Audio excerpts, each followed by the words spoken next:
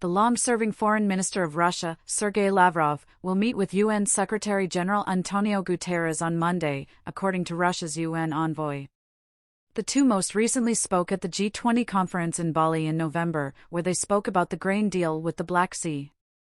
The Black Sea grain deal will once more be discussed at the meeting on Monday, according to envoy Vasily Nebenzia.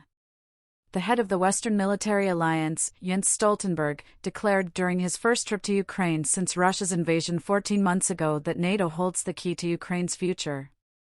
He assured Ukraine of continuous military backing, noting that NATO allies have so far trained tens of thousands of Ukrainian soldiers and given them a total of €65 billion, $71.31 billion, in military aid.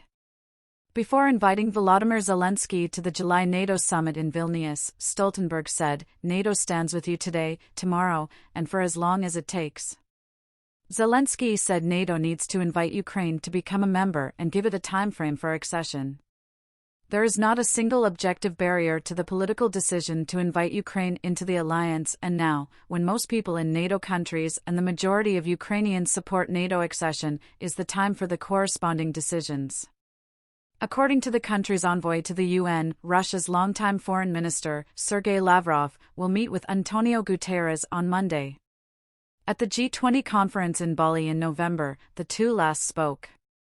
The arrangement involving the grain from the Black Sea will be discussed at the meeting on Monday, according to envoy Vasily Nebenzia.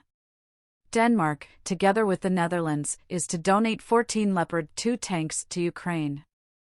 Denmark's acting defense minister, Troels Lund Poulsen, said they are not Danish tanks, but tanks which are bought in collaboration with the Netherlands. Foreign Minister Lars Løkke Rasmussen described it as a very significant contribution. Following an assessment of the fleet's combat preparedness, the admiral of the Russian Pacific Fleet has vacated his post. ADM Sergei Avakiants resigned from his position as commander after it was revealed he will run a new facility for patriotic education and military sports training. Units from the Pacific Fleet had been participating in inspection drills that the military minister, Sergei Shoigu, had announced the previous week. According to a leaked U.S. intelligence assessment, China turned down a request for weaponry from the Wagner mercenary outfit, according to the Financial Times. Early in 2023, Wagner made a request that may have indicated it had some confidence Beijing would be open to arming Moscow, going beyond other non-lethal forms of support for the military campaign provided by Chinese companies, according to the Financial Times.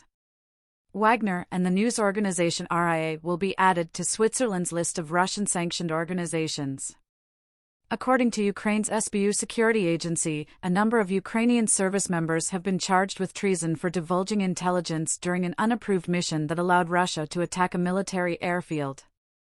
The SBU declared in a statement that the personnel had attempted to take control of a Russian plane in July after its pilot declared he would defect, without coordination with the relevant state authorities.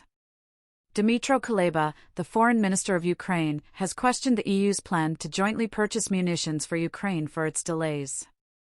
Although the EU approved the purchase of 1 million artillery rounds for Ukraine in March, the specifics of the proposal are still being discussed. In an effort to exert greater economic pressure on the Russian president, Vladimir Putin, the US and other friends of Ukraine are considering an outright ban on the majority of exports to Russia.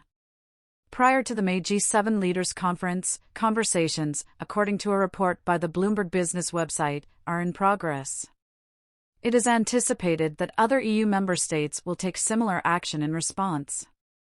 The United States pledged $325 million in more military aid for Ukraine, including more ammo for sophisticated missiles, anti-tank mines, and high-mobility artillery rocket launchers. Since the war's start in February 2022, there have been 36 security packages.